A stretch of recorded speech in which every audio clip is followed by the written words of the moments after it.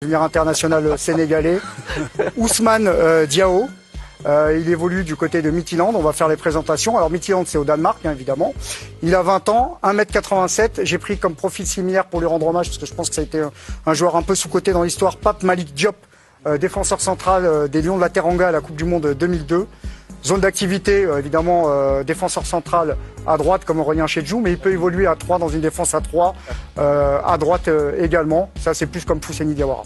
On a très rarement mis en évidence un défenseur dans cette rubrique cette saison. Qu'est-ce qu'il a de si particulier chez Ousmane Diao? C'est un client, c'est-à-dire qu'on va voir, on va le découvrir en image. En 1 contre 1, c'est très fort. Il est rapide, il anticipe bien. Regardez, là, il se fait cadrer. Il se fait cadrer, mais il se fait pas déborder parce qu'il revient toujours. Il a une grande envergure, il fait 1m87, je vous le rappelle. Et quand il est sur vos côtes, c'est difficile de s'en sortir. Moi, je l'ai trouvé très fort, très agressif. J'étais étonné parce qu'on a mis toute la cellule scouting sur le coup. Et on a eu une alerte rouge dans la semaine et on s'est dit, là maintenant, il faut y aller. Donc voilà, c'est vraiment un joueur qui m'a impressionné, honnêtement. Et il y a des défenseurs centraux ici, j'imagine qu'ils doivent se dire exactement la même chose. Il est intelligent, il anticipe, il fait tout bien pour l'instant du côté de Midtjylland.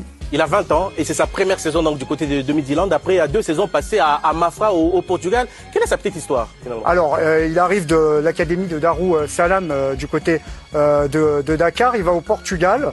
Et là, en 50 matchs, en 1 an et demi, mais tout le monde d'accord, il est en 2e division à ce moment-là. Et puis Midtjylland va le chercher pour 3 millions d'euros. Hein. C'est un club danois, c'est un vrai investissement. Alors ce que je vous ai pas dit, c'est qu'on va voir là quand même qui met des buts, hein, c'est Sergio Ramos, mais lui tire pas les pénaltys. Hein. Donc c'est aussi un garçon qui a des stats qui sont remarquables. Hein. C'est 7 buts en 40 matchs, donc c'est assez impressionnant. Il a été notamment décisif là ce week-end contre une équipe très importante du championnat du Danemark, le FC Copenhague.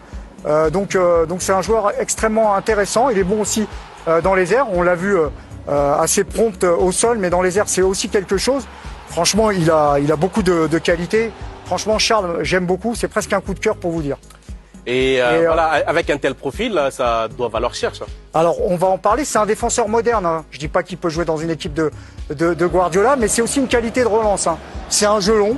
Alors, il est capable de sortir jeu court, mais c'est aussi un. Qualité, oui. Ouais.